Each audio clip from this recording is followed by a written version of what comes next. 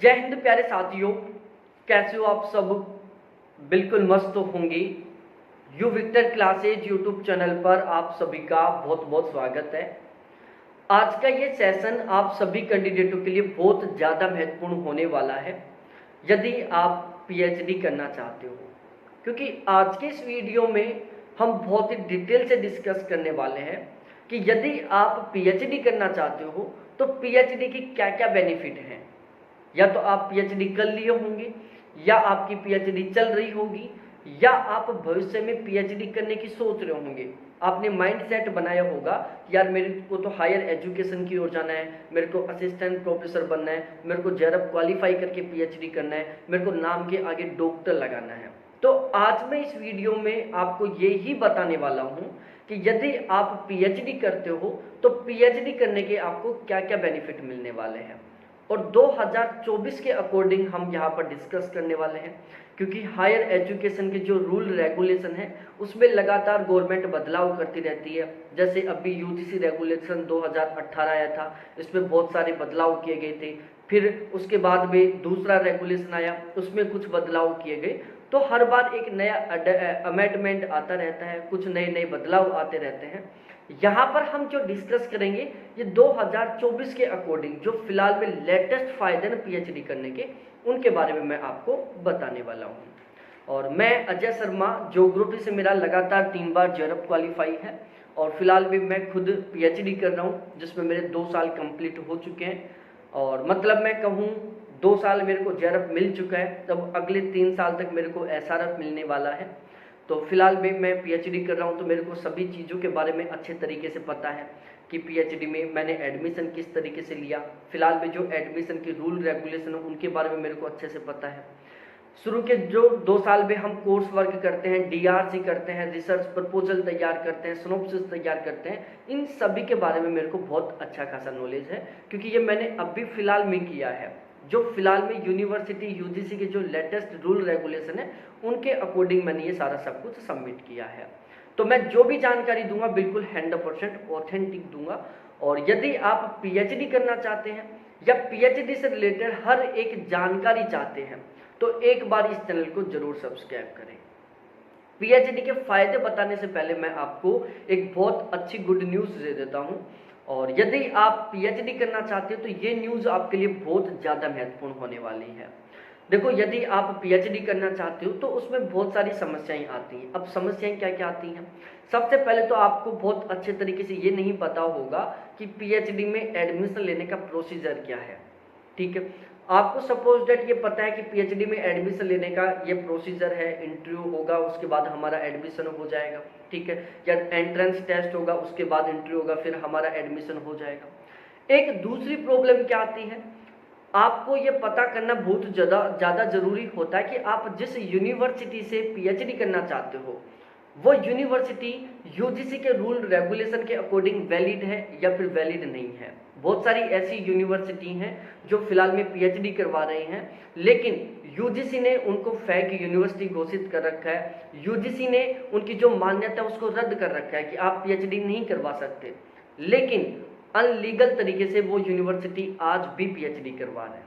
तो आपको ये कैसे पता चलेगा कि कौन सी यूनिवर्सिटी पीएचडी करवाने के लिए वर्तमान समय में वैलिड है, कौन सी यूनिवर्सिटी है जिससे हमें पीएचडी नहीं करना चाहिए, क्योंकि उसको यूजीसी ने फेक यूनिवर्सिटी घोषित कर रखा है।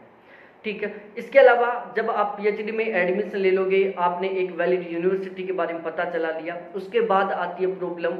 यदि आपका जेआरएफ क्वालिफाई है तो आप फेलोशिप आपको पहले महीने से मिलना शुरू हो, उसके लिए आप किस तरीके से रूल रेगुलेशन को फॉलो करोगे, आप किस तरीके से अप्लाई करोगे ताकि फर्स्ट मंथ से आपको फेलोशिप मिलना शुरू हो जाए, एक भी महीने आपकी फेलोशिप नहीं रुकी, एक भी महीने आपकी फेलोशिप डिले ना हो। आपने सपोज डेट फेलोशिप के लिए भी बिल्कुल प्रॉपर वे में अप्लाई कर दिया। उसके बाद अगली प्रॉब्लम आती है कोर्स वर्क की। आप कोर्स वर्क करोगे, कोर्स वर्क के दौरान आपको रिसर्च प्रपोजल तैयार करना होगा, सिनॉप्सिस तैयार करनी होगी, असाइनमेंट तैयार करने होंगे। जब ये सारी चीज़ें कंप्लीट हो जाएंगी उसके बाद में आपको डीआरसी करवानी होगी। ठीक है, तो बहुत सारे प्रोसीजर होते हैं पीएचडी करने के। और यदि हम जितने भी एजुकेशन के कोर्स हैं जैसे BA, BSc, MA, MSc, MTech, BTech, MBBS, PhD, यदि हम तमाम प्रकार के कोर्सों की बात करें तो जो सबसे ज़्यादा फ्रॉड का सीन चलता है वो पीएचडी में चलता है। पीएचडी में आप जहाँ पर जाओगे हर आदमी आपको लूटने का प्रयास करेगा। यहाँ तक कि आप जिस यूनिवर्सिटी से पीएचडी कर रहे हो उस यूनिवर्सिटी का जो स्टाफ है वो भी आपसे रुपए हड़पने का प्रयास करेगा, आपसे रुपए लूटने का प्रयास करेगा।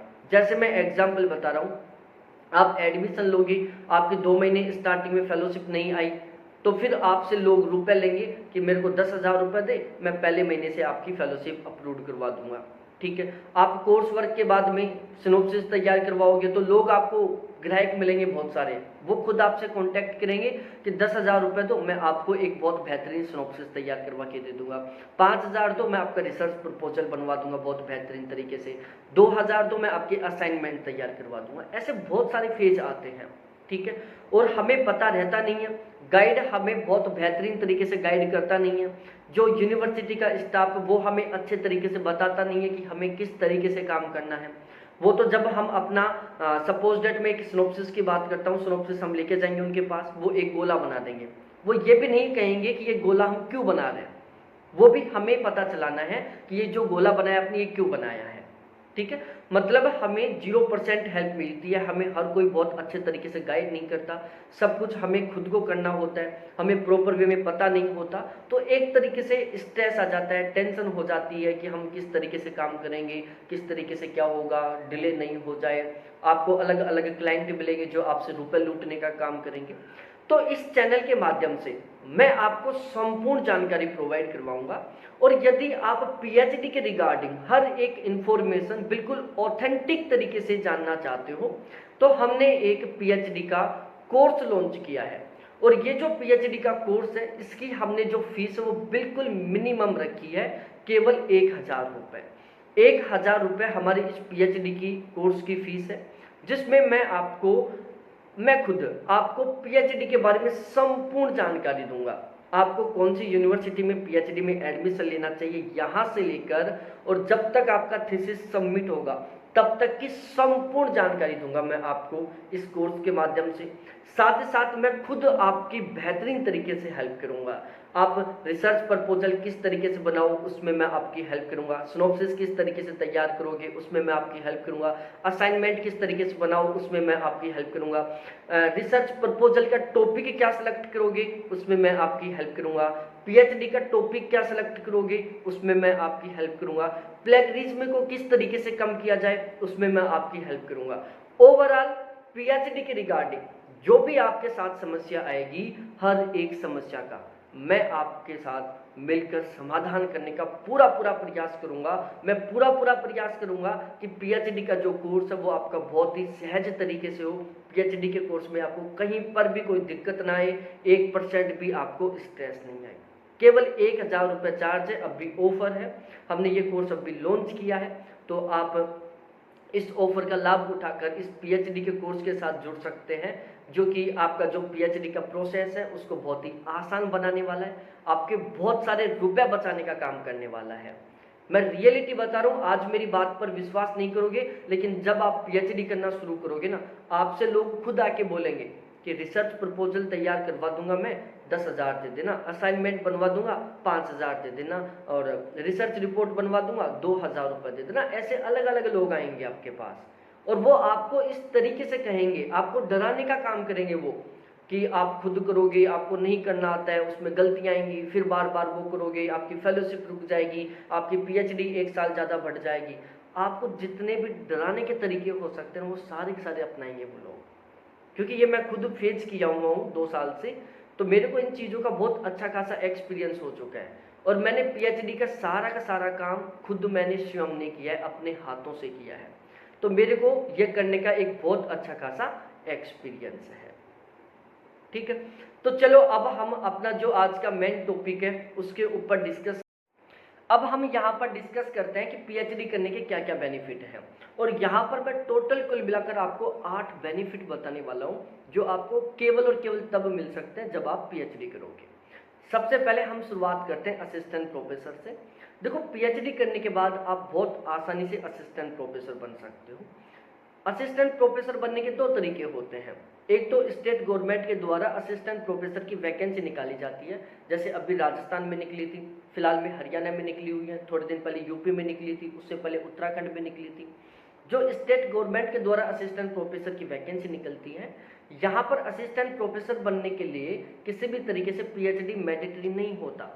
आप यदि नेट क्वालिफाई हो तो आप फॉर्म अप्लाई करके रिटन एग्जाम में अच्छा स्कोर करके बहुत बेहतरीन तरीके से इंटरव्यू देकर फाइनली तरीके से सिलेक्शन ले सकते हो और स्टेट गवर्नमेंट के अंडर आप असिस्टेंट प्रोफेसर बन सकते हो। एक असिस्टेंट प्रोफेसर की वैकेंसियां निकलती है यूनिवर्सिटी से। बहुत सारी गवर्नमेंट यूनिवर्सिटी हैं, सेंट्रल गवर्नमेंट यूनिवर्सिटी हैं, स्टेट गवर्नमेंट यूनिवर्सिटी हैं, यहाँ से असिस्टेंट प्रोफेसर की वैकेंसी निकलती है। अब जो यूनिवर्सिटी से असिस्टेंट प्रोफेसर की वैकेंसी निकलती है, उनके लिए जो मिनिमम क्वालिफिकेशन का क्राइटेरिया है वो पीएचडी होता है। मतलब वो ही कैंडिडेट फॉर्म अप्लाई कर सकते हैं जिन्होंने पीएचडी कर रखा है। ठीक है, तो यदि आप पीएचडी करते हो तो आप स्टेट गवर्नमेंट से जो वैकेंसियां निकलती हैं असिस्टेंट प्रोफेसर की, उसके लिए भी एलिजिबल हो। साथ ही साथ जो यूनिवर्सिटियों से असिस्टेंट प्रोफेसर की वैकेंसियां निकलती हैं उनके लिए भी एलिजिबल हो। पहली फायदा। दूसरा फायदा, यदि आप पीएचडी कर रखे हो तो बहुत जल्दी ही आप, सपोज दैट आप स्टेट गवर्नमेंट से असिस्टेंट प्रोफेसर बने तो 4 साल बाद में आपका जो पे स्केल है वो 6000 में आ जाएगा यदि आपने पीएचडी कर रखा है। पीएचडी कर रखा है तो आपका जो प्रमोशन है वो बहुत बेहतरीन तरीके से होगा, बहुत ही शानदार तरीके से होगा। यदि आपने पीएचडी नहीं कर रखा तो आप कभी भी एसोसिएट प्रोफेसर नहीं बन सकते। असिस्टेंट प्रोफेसर से एसोसिएट प्रोफेसर आप केवल और केवल तब बनोगे जब आपने पीएचडी कर रखा है। तो पहला तो होगा ये असिस्टेंट प्रोफेसर को लेकर। दूसरा, हम यदि आप पीएचडी कर लेते हो तो उसके बाद आप रिसर्च असिस्टेंट और रिसर्च एसोसिएट बन सकते हो। बहुत सारी बार आपने न्यूज़पेपर में देखा होगा रिसर्च असिस्टेंट और रिसर्च एसोसिएट की वैकेंसियां निकलती हैं। रिसर्च असिस्टेंट या रिसर्च एसोसिएट वही कैंडिडेट बन सकते हैं जिन्होंने पीएचडी कर रखा है। आप किसी भी प्राइवेट कॉलेज में प्रिंसिपल बन सकते हो। जितने भी प्राइवेट कॉलेज होते हैं उनमें प्रिंसिपल वही बनते हैं जिन्होंने पीएचडी कर रखी है। ठीक है, पीएचडी करने के बाद आपके नाम के आगे डॉक्टर लग जाएगा, एक बहुत ही अच्छा सीन होता है, आपका एक बहुत प्यारा सा नाम हो जाएगा, डॉक्टर अजय शर्मा, डॉक्टर ममता देवी, इस तरीके से आपका नाम बन जाएगा। आपको बताना नहीं पड़ेगा कि आपने क्या कर रखा है। जैसे आपका अपने नाम बताओगे नाम डॉक्टर के साथ कि मेरा नाम डॉक्टर अजय शर्मा है, मेरा नाम डॉक्टर प्रमोद यादव है, तो सामने वाला समझ जाएगा कि बहुत हायर एजुकेटेड है, ऑटोमेटिकली आपको रेस्पेक्ट मिलेगा। पीएचडी करने के बाद आप साइंटिस्ट भी बन सकते हो। ठीक है ना, आप बहुत सारी बार देखते होंगे अलग अलग जगह से साइंटिस्ट की वैकेंसियां निकलती हैं और उसमें पीएचडी मिनिमम क्वालिफिकेशन में मांगा जाता है। इसके अलावा पीएचडी करने के बाद आप बहुत आसानी से किसी भी प्राइवेट कॉलेज में एज ए असिस्टेंट प्रोफेसर की जॉब पर लग सकते हो। और यदि आप पीएचडी करके किसी भी कॉलेज में या यूनिवर्सिटी में एज ए असिस्टेंट प्रोफेसर की जॉब पर लगते हो तो वहाँ पर आपको बहुत अच्छी खासी सैलरी मिलेगी। ठीक है, यदि आप किसी प्राइवेट कॉलेज में एक तो विदाउट पीएचडी के जाओ या फिर एक बार पीएचडी के साथ जाओ, तो जब आप पीएचडी की डिग्री के साथ किसी प्राइवेट कॉलेज में जाओगे काम करने के लिए तो आपको रेस्पेक्ट भी अच्छा मिलेगा, आपको सैलरी भी अच्छी मिलेगी। ओवरऑल बहुत बेहतरीन सीन है। तो टोटली कुल मिलाकर ये 8 बेनिफिट थे पीएचडी करने के, आपको अच्छे तरीके से समझ में आ गए होंगे। अभी भी कोई डाउट हो, कोई कंफ्यूजन हो तो आप मेरे साथ जरूर डिस्कस कर सकते हैं। मैं आपकी हर एक तरीके से हेल्प करूंगा पीएचडी के रिगार्डिंग, आपके हर एक डाउट को सोल्व करने के लिए।